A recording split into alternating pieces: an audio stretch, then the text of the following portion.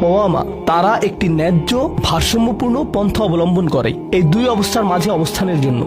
পরবর্তী গুণটি আমার প্রিয়, মনোযোগ দিয়ে শুনুন। এরা সবাই একটি শ্রেণী।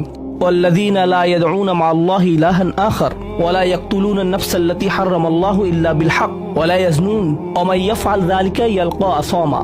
তারা আল্লাহর পাশাপাশি অন্য কোনো উপাস্যের কাছে প্রার্থনা করে না, আর আল্লাহর পাশাপাশি অন্য কোনো উপাস্যের কাছে প্রার্থনা না করা অবস্থায় তারা কাউকে হত্যা করে না এবং তারা ব্যভিচারে লিপ্ত হয় না। তিনটি বিষয়, তারা আল্লাহ ছাড়া কারো কাছে প্রার্থনা করে না, এর সাথে রয়েছে তারা হত্যা করে না এবং তারা ব্যভিচার করে না। তিনটি বিষয় একসাথে। এটা তো অসাধারণ কোনো অর্জন নয়। কেউ বলতে পারে যে হ্যাঁ, আমি তো তালিকায় এসে পড়েছি, আমি কাউকে হত্যা করিনি। কিন্তু জানেন কেন এটা বৈশিষ্ট্য সূচক? কারণ এই বিষয়গুলো খুবই প্রাথমিক স্তরের, তাই না? অন্য অনেক কবিরা গুনাহ রয়েছে, কিন্তু আল্লাহ বলছেন যে তোমরা আল্লাহর কাছে বিশেষ মর্যাদার অধিকারী হতে পারবে যদি তোমরা শুধু এটুকু করো। কেন এটা বিশেষ মর্যাদাপূর্ণ? মক্কার মানুষদের কথা চিন্তা করুন, সেই সমাজের কথা চিন্তা করুন যার মাঝে কোরআন এসেছিল। সেই মানুষগুলো হাজার বছর ধরে শিরকে লিপ্ত ছিল।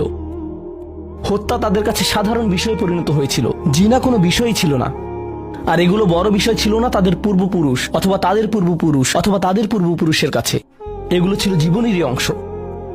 জীবন ছিল গ্যাংস্টারের মতো।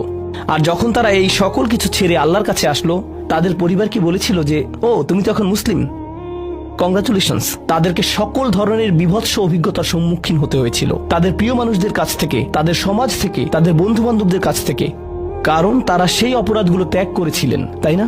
কিছু মানুষের জন্য শুধুমাত্র ঈমান গ্রহণ করা, শুধুমাত্র অপরাধী জীবন থেকে বেরিয়ে আসা, শুধুমাত্র জিনা থেকে বেরিয়ে আসা ছিল এতটাই বড়। আপনারা যারা সম্মানিত পরিবারে বেড়ে উঠেছেন, পরিশুদ্ধ পরিবেশের মাঝে ছিলেন, আপনার জন্য সেই ধরনের বিপত্তিতে না পড়াটা সহজ অথবা সহজতর। এখনকার সময়ে যে কোনো কিছুই সহজ, কিন্তু আপনাদের যারা অমুসলিম অবস্থা থেকে এসেছেন, আপনি চারপাশে অপরাধ সংঘটিত হতে দেখেছেন, আপনি চারপাশে মাদকের আসর দেখেছেন, আপনি চারপাশে নারী লিপ্সা দেখেছেন, প্রত্যেক সাপ্তাহিক ছুটির দিনে ক্লাবে যেতেন, আর তারপর আপনি আল্লাহর পথে আসলেন, আপনি ঈমান গ্রহণ করলেন। সেই জীবন থেকে আপনার এই যাত্রাটি ছিল বিশাল এক যাত্রা, আর আল্লাহ এটা স্বীকার করেছেন এবং বলেছেন যে এটা বেশ বড় ব্যাপার যে কিছু মানুষ এমনটা করেছে।